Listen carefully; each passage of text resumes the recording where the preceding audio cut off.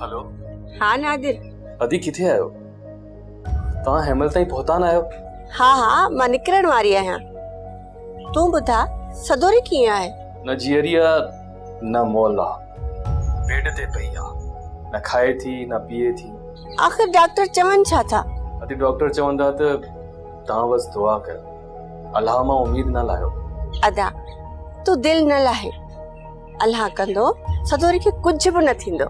मूं त सालार जो कहिड़ो ॾोह कयो, मूंखे मारणो हुयो त मूंखे मारिया, न मासूम मुंहिंजो कहिड़ो ॾोह कयो।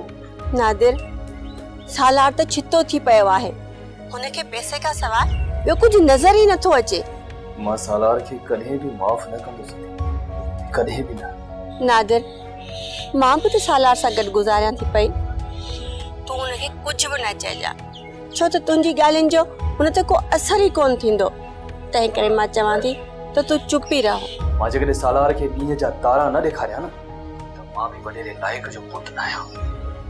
सालार मुंहिंजे साह में हथ वेठो आहे।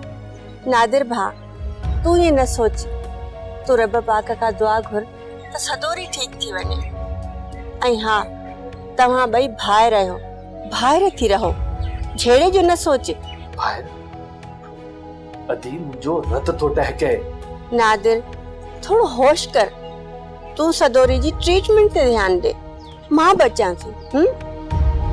ठीकु आहे।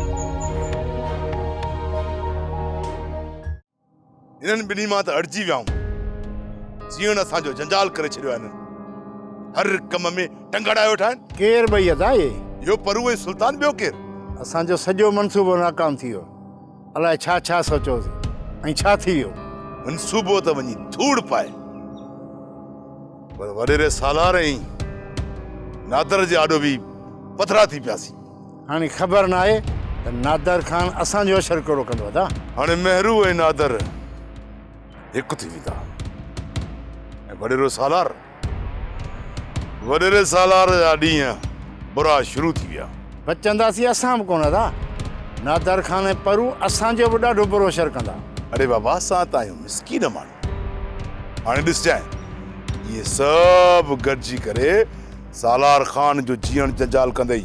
अदा दुआ कर त इहा सदोरी बची वञे, ही मरी वई न त नादर ऐं परू असांखे न छॾींदा। वारस में ॿुधायो त सदोरी बची वई आहे, पर अखियुनि मां रतु अञा अचेसि थो ऐं डॉक्टर था चवंसि त सदोरी जी नज़र ते असर पइजी वियो आहे। सोप सीरियल सिंध जाई तमाम एपिसोड्स ॾिसो हाणे HD क्वालिटीअ में। विज़िट करियो असांजो YouTube channel Sindh TV HD drama. Subscribe कयो असांजो official YouTube channel Sindh TV HD drama ऐं वधीक अपडेट लाइ बेल आइकन खे क्लिक करियो।